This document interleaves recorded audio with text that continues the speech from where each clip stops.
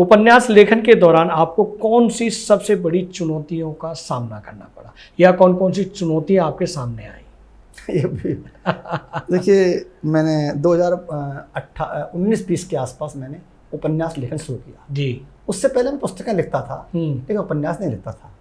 सबसे बड़ी बात क्या है कि मैं जिस एज ग्रुप का आदमी हूँ जी, वो एज ग्रुप का व्यक्ति लिख किसके लिए रहा है? Younger generation. जी जी जी। मेरा जो पाठक है वो 18 साल से लेकर 40 साल की उम्र तक का है। वाह।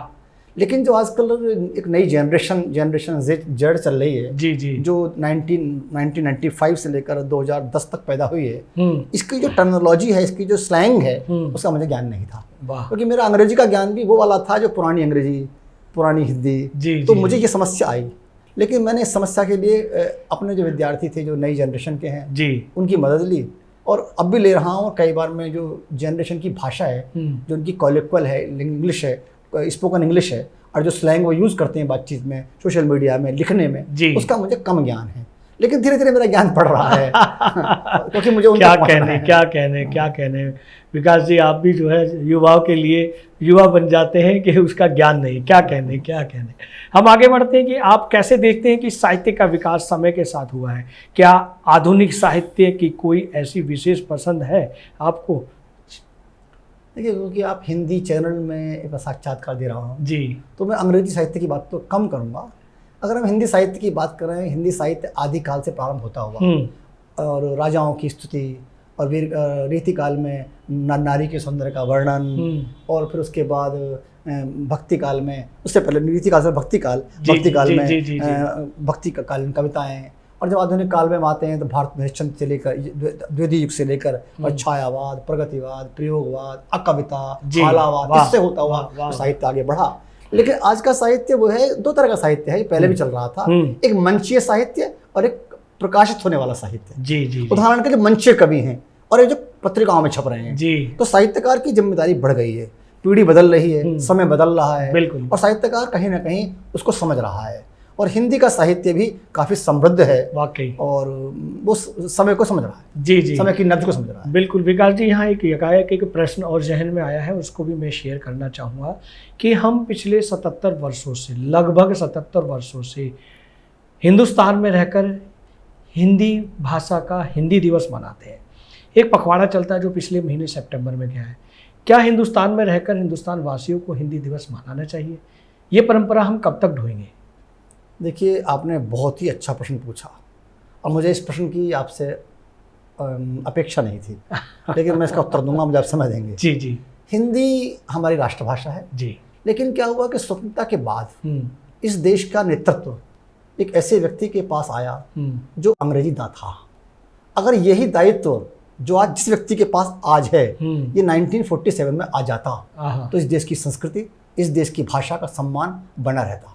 मैं देखता हूँ कि आजकल के बच्चे, आजकल की जनरेशन से, हम जनरेशन जेड बोलते हैं, जी, जी, वो बड़े गर्व से कहती है हमें हिंदी नहीं आती, हमें हिंदी नहीं आती, I don't know Hindi, I don't understand Hindi, ये हिंदी क्या है, इस पर गर्व महसूस करती है। लेकिन ऐसा कहने में गर्व महसूस करती है युवा पीढ़ी, और वो ना तो हिंदी जानती है बहुत अच्छी, और ना बहुत अच्छी अंग्रेजी जानती है। जी जी। और एक हमारे अंग्रेजी में लिखा रुडयार्ड किपलिंग, उनकी कविता है व्हाइट मैन्स बर्डन। जी जी जी। व्हाइट मैन्स बर्डन वो कहते हैं कि ये जो भारतीय हैं ना, जो ईस्टर्न कंट्रीज के लोग हैं, ये तो ब्रूट्स हैं, असभ्य हैं, हमें तो इनको सिखाने के लिए भेजा गया है जी, और इनका तो सौभाग्य है हमारे हैं, हम, वो ऐसा कहता है। अभी देखिए, हम कब तक ढोते रहेंगे?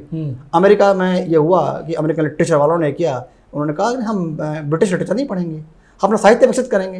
मैं ये कहता हूँ कि आप अंग्रेजी सीखें, अंग्रेजी का ज्ञान प्राप्त करें, और जब हम विषय ज्ञान प्राप्त करें, भाषा ज्ञान प्राप्त करें, लेकिन अंग्रेजी जानने के बाद अपनी मातृभाषा से प्रेम जारी रखें। वाकई, वाह वाह। और अंग्रेजी को वेपन बनाएं जी, प्रगति के लिए।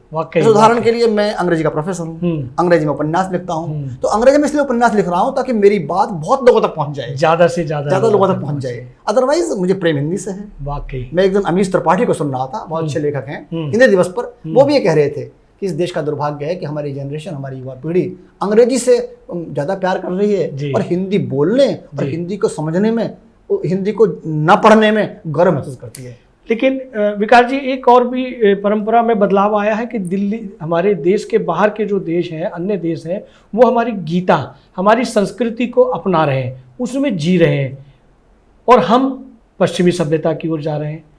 ये बदलाव आज से नहीं है, ये बदलाव बहुत पहले से है जी। मैं अंग्रेजी साहित्य का विद्यार्थी हूँ, अंग्रेजी पढ़ाता हूँ, तो मैं जानता हूँ किस तरह टॉमस कार्लाइल जी अंग्रेजी के बहुत बड़े विक्टोरियन कवि हुए, उन्होंने गीता पढ़ी जी। और आपको जान के आश्चर्य होगा कि 20वीं शताब्दी में अंग्रेजी का एक बहुत बड़ा लेखक जो यूएसए में पैदा हुआ और यूके में रहा, लेखन कार्य किया जी, उसने भी संस्कृत साहित्य पढ़ा। वाह। उसने भी गीता पढ़ी, उसने उपनिषद पढ़े, उसने हमारे धर्म को पढ़ा और अपनी प्रसिद्ध कविता द वेस्टलैंड में उसका प्रभाव साफ दिखाई देता है। तो ये तो पहले से होता रहा है कि विश्व पश्चिम के लोग हमारे साहित्य को पढ़ते रहे हैं, उसका सम्मान करते रहे हैं, उस ज्ञान से लाभ लेते रहे हैं, पर अपने देश के लोग ही अपने ही साहित्य को पढ़ने में, अपनी भाषा को पढ़ने में उन्हें हीनता महसूस होती है, शर्म महसूस होती है। घर का जोगी जोगना आन गांव का सिद्ध, पुरानी कहावत है हिंदी की। क्या बात है। फिर हम ये भी जानना चाहेंगे विकास जी कि आपके अनुसार युवाओं को किस किस तरह के किन किन किताबों को अवश्य पढ़ना चाहिए? देखिए, मैं ये कहता हूँ कि युवाओं को साहित्य अवश्य पढ़ना चाहिए। वाकई, वाह वाह। और अगर आपको प्रेम के बारे में जानना है, जो आज का युवा प्रेम के जाल में फंसा पड़ा है और सोच रहा है हम बहुत बड़े प्रेमी हैं, तो उसको धर्मवीर भारती का उपन्यास गुनाहों का देवता पढ़ना चाहिए। और भारतीय संस्कृति के बारे में जानना है तो दिनकर की किताब संस्कृति के 4 अध्याय, अच्छा, उसे अवश्य पढ़नी चाहिए। वाह वाह वाह। और अगर दर्शन जानना है तो कामू और काफका जी, एक फ्रेंच राइटर है और एक चेक गणराज्य का राइटर है, इन्हें जरूर पढ़ना चाहिए। तभी वो ये वीडियो YouTube पर देख रहे हैं तो हमारे चैनल को सब्सक्राइब करें और बेल आइकन को दबाना ना भूलें। अगर आप Facebook पर ये वीडियो देख रहे हैं तो हमारे पेज को लाइक करें।